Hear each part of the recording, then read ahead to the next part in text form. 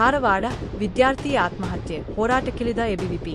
ಧಾರವಾಡ ಬಿರಸಿ ಓದುತ್ತಿದ್ದ ಆದಿತ್ಯ ಮ್ಯಾಗೇರಿ ಎಂಬ ವಿದ್ಯಾರ್ಥಿ ಪೊಲೀಸರ ಕಿರುಕುಳದಿಂದಲೇ ಆತ್ಮಹತ್ಯೆ ಮಾಡಿಕೊಂಡಿದ್ದು, ಪೊಲೀಸರ ಮೇಲೆ ಕಟ್ಟುನಿಟ್ಟಿನ ಕ್ರಮ ಆಗಲೇಬೇಕು ಎಂದು ಆಗ್ರಹಿಸಿ ಅಖಿಲ ಭಾರತ ವಿದ್ಯಾರ್ಥಿ ಪರಿಷತ್ ಸಂಘಟನೆ ವತಿಯಿಂದ ನೂರಾರು ಜನ ವಿದ್ಯಾರ್ಥಿಗಳು ಧಾರವಾಡ ಜಿಲ್ಲಾಧಿಕಾರಿ ಕಚೇರಿ ಎದುರು ಪ್ರತಿಭಟನೆ ನಡೆಸಿದರು. ಆದಿತ್ಯ ಮ್ಯಾಗೇರಿ ಎಂಬ ವಿದ್ಯಾರ್ಥಿಯನ್ನು ಧಾರವಾಡ ವಿದ್ಯಾಗಿರಿ ಠಾಣೆ ಪೊಲೀಸರು ಗಾಂಜಾ ಪ್ರಕರಣದಡಿ ವಶಕ್ಕೆ ಪಡೆದಿದ್ದರು.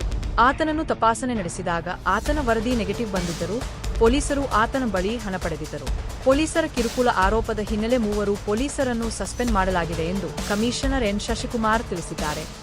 ಈಗ ಮೊನ್ನೆ ರಾತ್ರಿ ಆದಿತ್ಯ ಅನ್ನುವಂಥ ಒಬ್ಬ BSc ಓದ್ತಿದ್ದಂಥ ವಿದ್ಯಾರ್ಥಿ ನೇಣು ಬಿಗಿದುಕೊಂಡು ಮೃತ ಹೊಂದಿದ್ದಾನೆ ಅನ್ನೋ ವಿಷಯ ತಿಳಿದ ಮೇಲೆ ಇಮಿಡಿಯೇಟ್ ಆಗಿ ನಮ್ಮ ಅಧಿಕಾರಿಗಳು ಸ್ಥಳಕ್ಕೆ ಬಂದಿದ್ದರು. ಅವರ ಪೋಷಕರು ಒಂದು UDR ಅನ್ನು ಕೊಟ್ಟಿದ್ದಾರೆ, ಅಂದರೆ ಅಸ್ವಾಭಾವಿಕ ಸಾವು ಅಂತಂದು ಒಂದು ಕಂಪ್ಲೇಂಟನ್ನು ಕೊಟ್ಟಿದ್ದಾರೆ. ಆ ಪ್ರಕಾರ UDR ಅನ್ನು ರಿಜಿಸ್ಟರ್ ಮಾಡಿಕೊಂಡಿದ್ದಾರೆ.